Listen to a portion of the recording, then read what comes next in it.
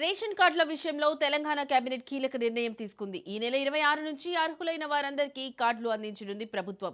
మొదట కొత్త కార్డుల కోసం దరఖాస్తులు స్వీకరించనున్నారు. దీనికి సంబంధించిన రూల్స్ ను త్వరలోనే ప్రకటించనున్నారు. అయితే రేషన్ కార్డులకు సంబంధించిన దరఖాస్తులను ఈ నెల 15వ తేదీ నుంచి స్వీకరిస్తామని ప్రభుత్వం చెప్పింది. అర్హత నిబంధనల్లో ఎటువంటి మార్పు ఉండదని క్లియర్ చేసింది. 2014లో అప్పటి ప్రభుత్వం జారీ చేసిన జీవోను యథాతథంగా అమలు చేయనున్నట్లు తెలుస్తోంది.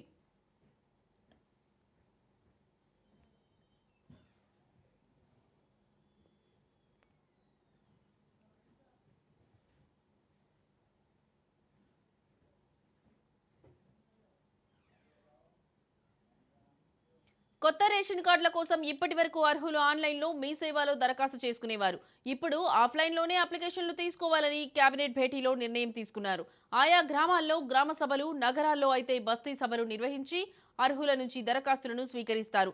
వాటిని డిజిటలైజేషన్ చేసి ఆ తర్వాత నిబంధనలకు అనుగుణంగా అర్హులకు ఈ నెల 26 నుంచి కొత్త కార్డుల జారీ ప్రక్రియను ప్రారంభించనున్నారు. ఈ మేరకు అధికారులు కసరత్తు చేస్తున్నారు.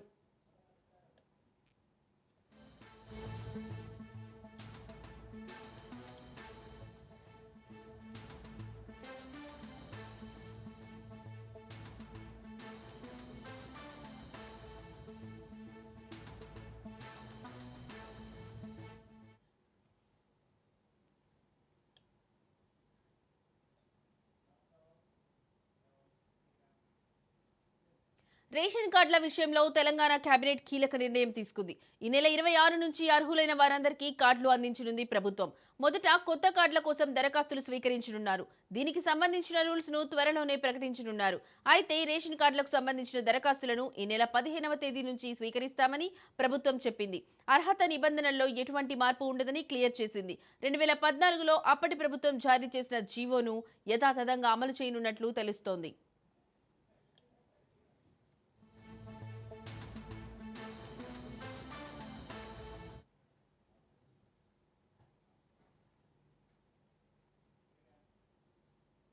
కొత్త రేషన్ కార్డుల కోసం ఇప్పటి వరకు అర్హులు ఆన్లైన్లో మీ సేవలో దరఖాస్తు చేసుకునేవారు. ఇప్పుడు ఆఫ్లైన్లోనే అప్లికేషన్లు తీసుకోవాలని కేబినెట్ భేటీలో నిర్ణయం తీసుకున్నారు. ఆయా గ్రామాల్లో గ్రామ సభలు, నగరాల్లో అయితే బస్తీ సభలు నిర్వహించి అర్హుల నుంచి దరఖాస్తులను స్వీకరిస్తారు. వాటిని డిజిటలైజేషన్ చేసి ఆ తర్వాత నిబంధనలకు అనుగుణంగా అర్హులకు ఈ నెల 26 నుంచి కొత్త కార్డుల జారీ ప్రక్రియను ప్రారంభించనున్నారు. ఈ మేరకు అధికారులు కసరత్తు చేస్తున్నారు.